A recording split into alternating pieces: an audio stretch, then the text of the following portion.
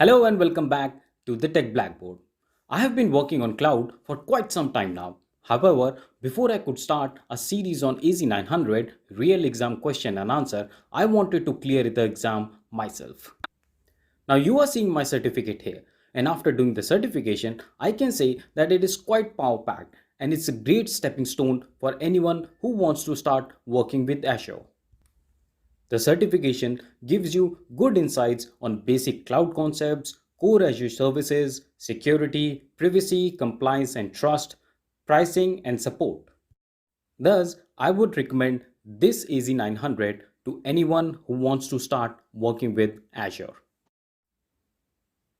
Besides this series on AZ900 real exam question and answers, we already have a series on AZ900 or Azure Fundamentals. Don't miss to check out that series. The link for the same is now appearing on the I button and in the description box below.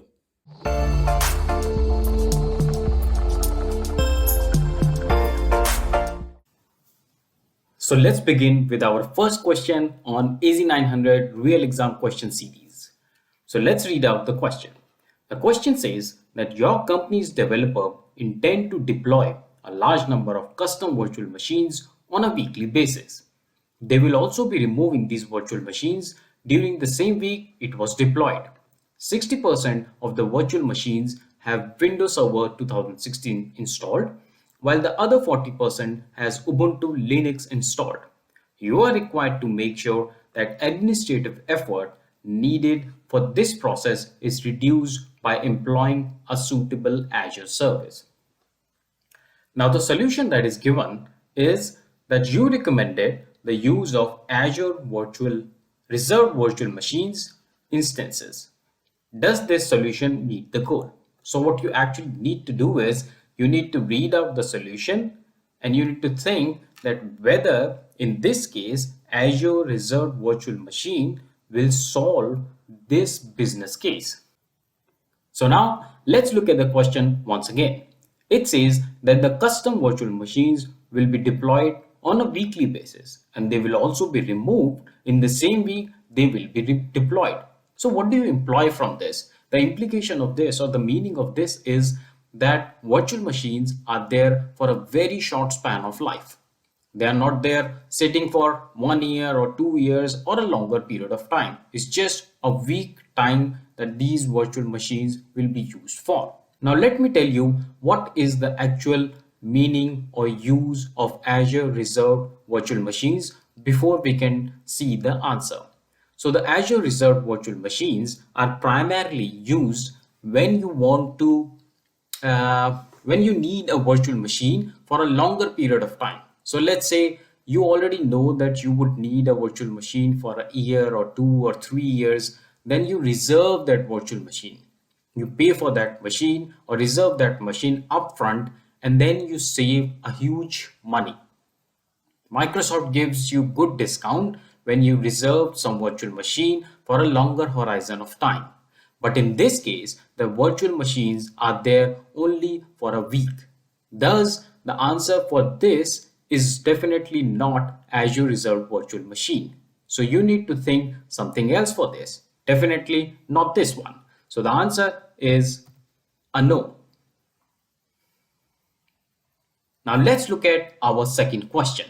Our second question says that your company developer intend to deploy a large number of custom virtual machine on a weekly basis. I think you can already make out that this question is an exact replica of this question. However, the solution is different. So let's read out. So then further it says that they will also be removing these virtual machine on a weekly basis and 60% of the virtual machines have Windows Server and 40% have Ubuntu Linux. Now, this time, the solution is that you recommended the use of Azure Dev Test Labs. So does this solution meet the goal? Let me tell you more about Azure Dev Test Lab and then we will look upon the solution. So guys, Azure Dev Test Lab enables you to quickly provision environments using reusable templates and artifacts. Also, it gives developers and testers a self-service sandbox type of environment to quickly provision dev environments or test environments.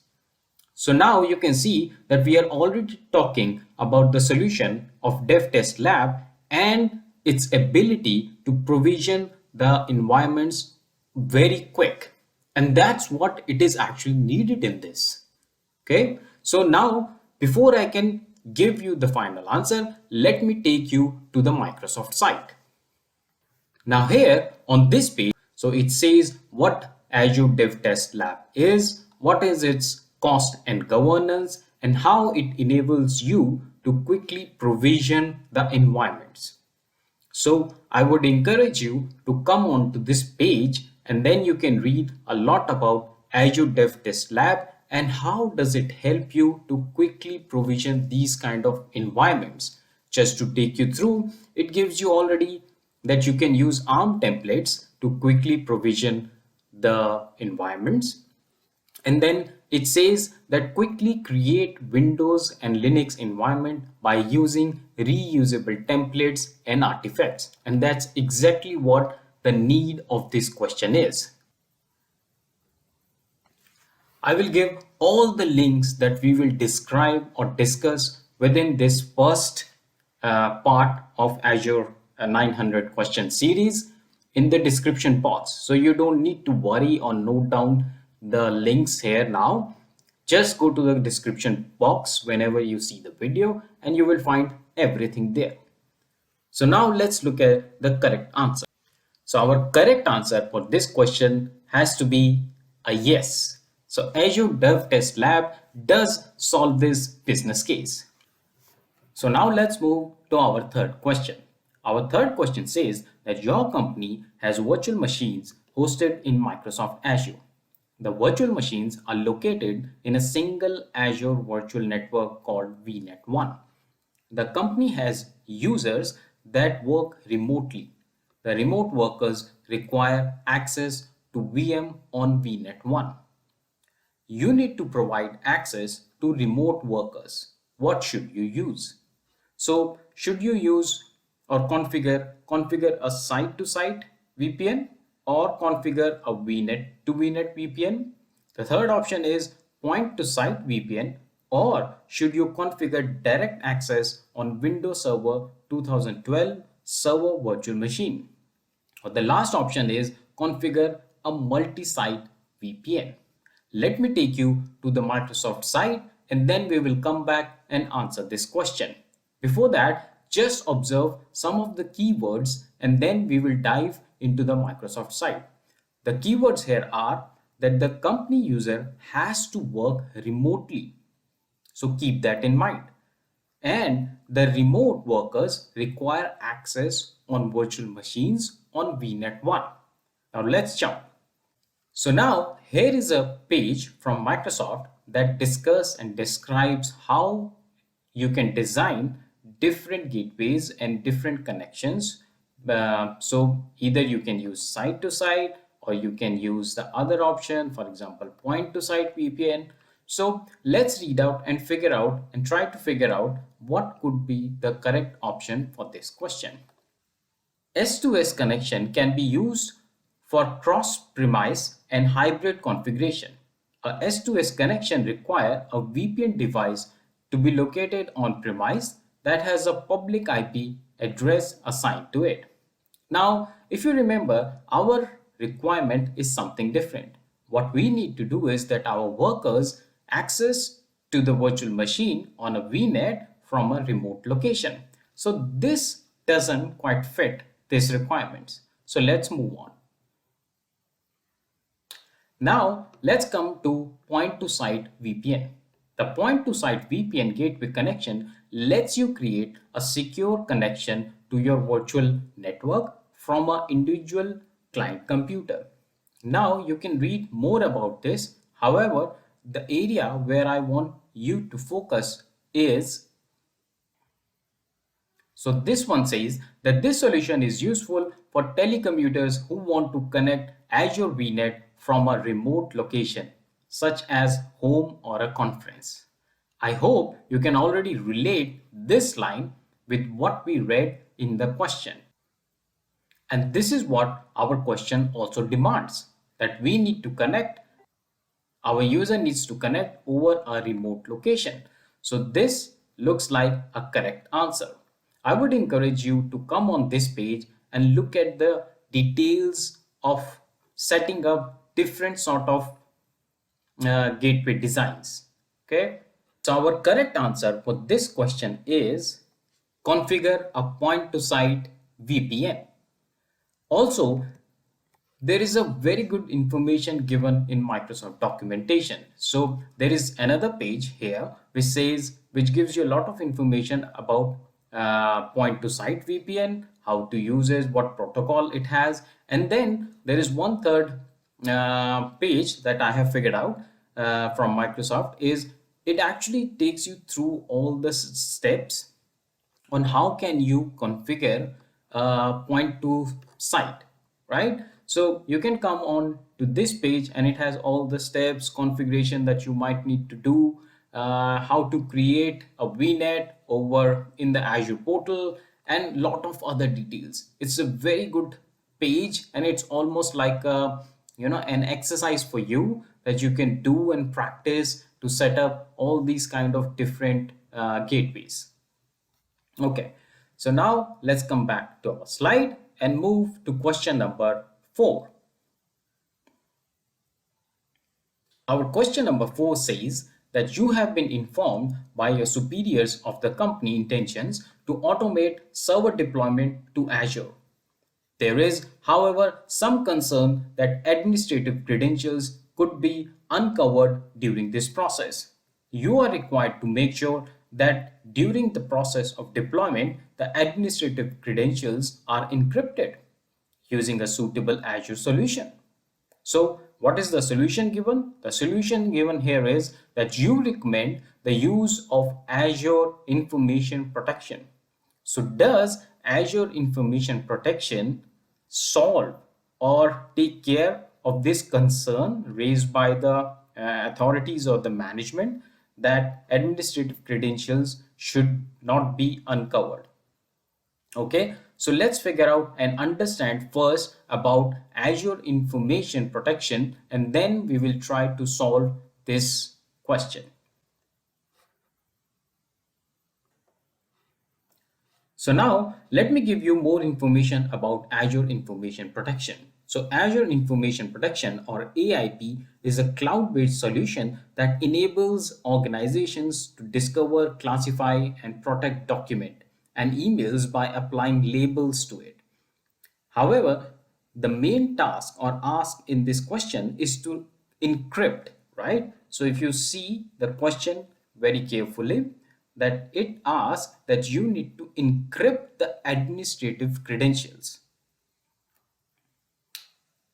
So going by the definition of Azure Information Protection, this will not fit here. Just to give you an idea, the solution, had it been Azure Key Vault, then it would have been a good solution or a right solution, so to say. But for now, our option was Azure Information Protection. Thus, the correct answer for this question is a no.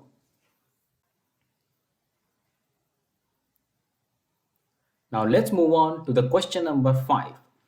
The question says that your developers have created 10 web applications that must be hosted on Azure. You need to determine which Azure web tier plan to host the web apps.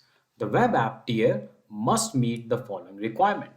So the first requirement is the web apps will use custom domains. The web apps each require 10 GB of storage. The web apps must each run in a dedicated compute instance. Load balancing between instances must be included, and the cost must be minimized. So which web tier plan should you use? Let me take you to the Microsoft site. Now, this is the page on which Microsoft has very clearly explained about the various app service pricing. So if you scroll down a little, here you can see the various pricing models or the various pricing tiers. So the pricing tiers that we have are free, shared, basic, standard, premium, and isolated. Now, the requirements that we had in our question was, I will keep the requirements here. Okay, so in order to ease out this understanding, I will keep the requirements here in a notepad so that we can match off the requirement with that of these different app plans. So let me squeeze this a little. Yes. Okay. So now I hope you can see the requirements clearly. If not, maybe I can zoom in a little. Okay. So now you can see the first requirement says that all the web apps should use custom domains. Now look at these web plans. Now here if you see, this is custom domain. So you can clearly see that the free tier plan does not support the custom domain. However, shared and basic and standard and of course premium and isolated, all of them support the custom domain support. So now we know that of course free is now removed. That one is not fitting the requirement. We have these 4 5 options that can still fit into our requirements. Let's move on. The other requirement is that 10 GB of storage. So each web app will require 10 GB of storage. And if you remember the question very carefully, it said that we have 10 web apps and each of them would require 10 GB. So now ideally, how much would be the space need? You would actually need 10 GB and each web app would need 10. So 10 into 10, the requirement for the storage is 100 GB here. Okay, so keep that in mind because that actually confuses a lot of people, and a lot of site have explained it in their own manner, and I will explain why I have picked the answer, which I will show, which I will pick ahead in the video. So keep that in mind. So the requirement that we need here is, I will just mention it here, is 100 GB. Moving on, the web app must run in dedicated compute space. Okay, so all of these except for free suits this requirement. The fourth point is load balancing between instance must be included. Now if you will scroll down through the page, then you would be able to see that load balancing is actually built in. So mostly all the plans except for the free plan supports load balancing. So you can see it here, built in load balancing, and probably here also you can see built in load balancing. So almost all the plans except for free support load balancing. Now it also says that the cost must be minimized. Okay, so now that you have seen all of them one by one and the requirement, and we have kind of matched the requirement with these tier plans. Now let's go back to the question. But before that, I just want to update a couple of things more here on this page. Some of them are, whenever you get the question, please read it very carefully. Is the question talking about Windows machine or is it talking about Linux machines? Because if you see here, there are two sort of plans, Windows and Linux. Currently we are on Windows. So be very careful in case there is no mention of the type of operating systems, then you can safely assume it's about Windows. Okay, so be very careful when you read the question, and because there are subtle differences between Windows and Linux plans, so just be thoughtful on that. Okay, and besides that, you can see there is one more very good link provided here, view full details for the web service plans. So if you open this page will open, and here you can read it. More of the information is actually provided here on this page. So it's a very good page to understand what are the nitty-gritties of different plans. Come over to this page and have a look before, and then you will uh,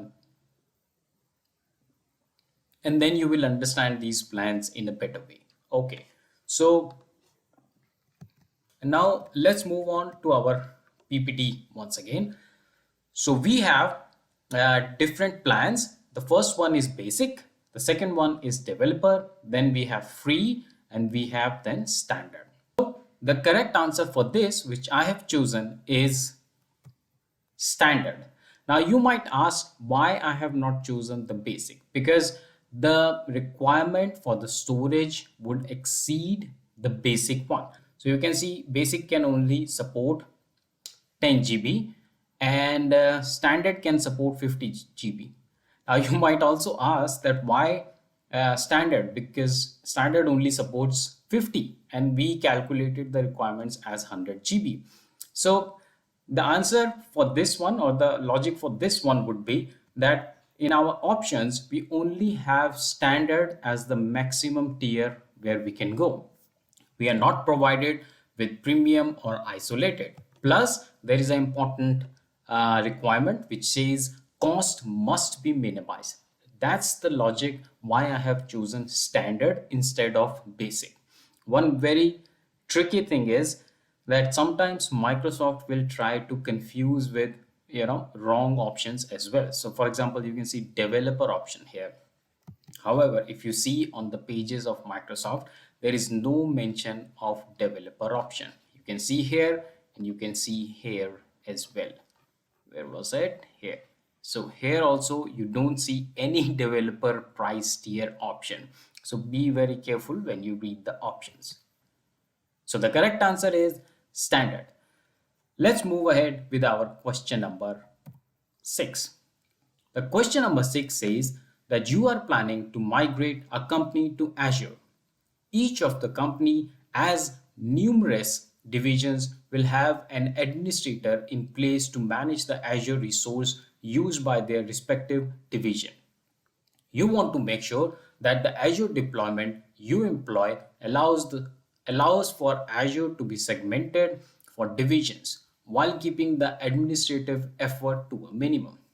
And what's the solution given? The solution is that you plan to make use of several Azure Active Directory, Azure AD directories. Does this solution meet the goal? So now let's think if this Azure Active Directory suits this requirement or not.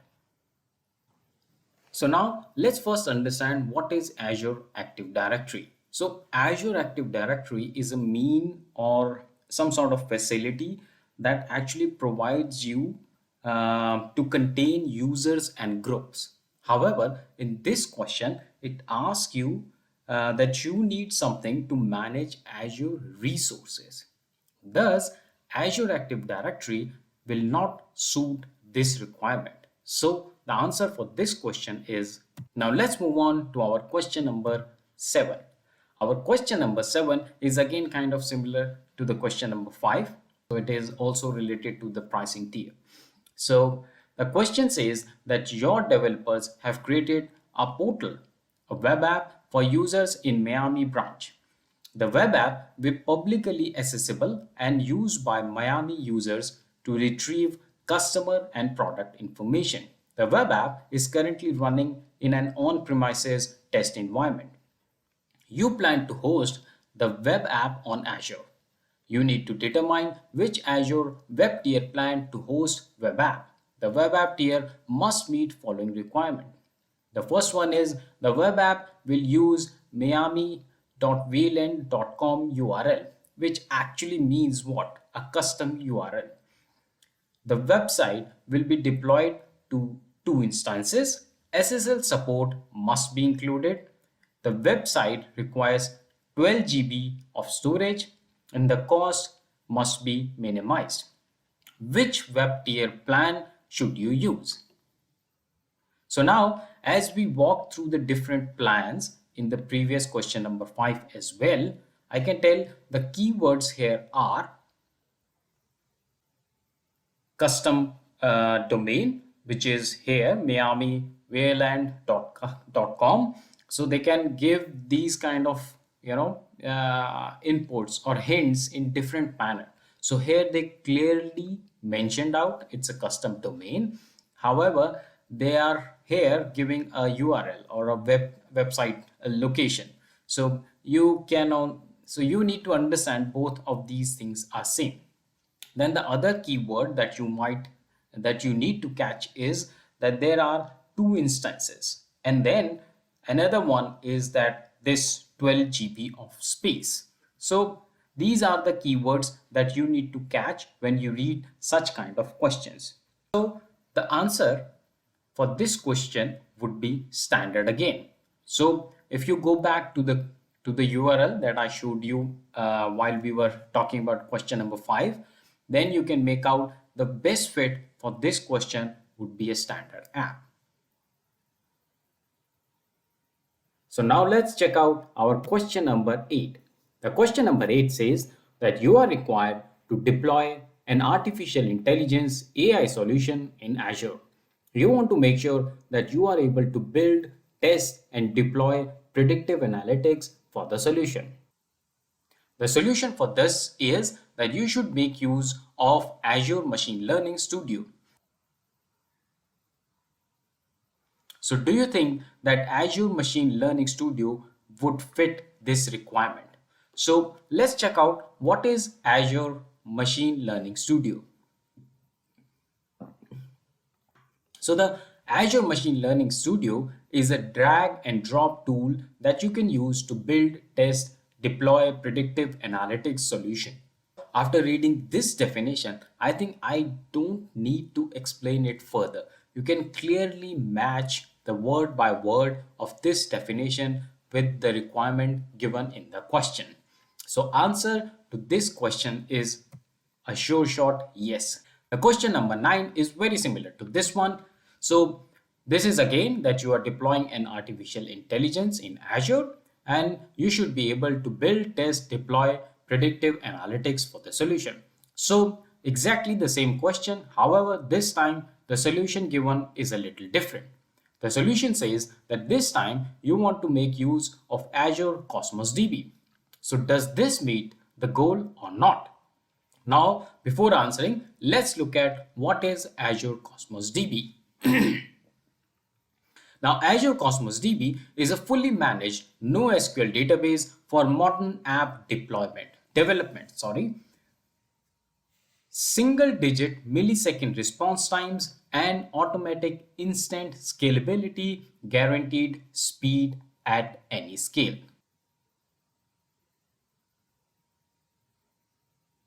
Now, what are the keywords here in the definition?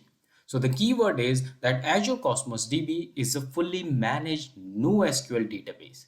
However, the need for you is to deploy an artificial intelligence solution where you can be able to deploy, build, test predictive analytics solution.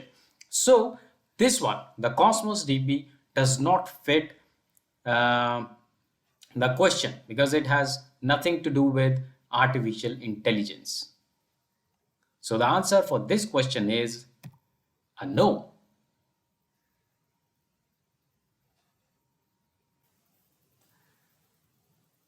Now let's move to our question number 10.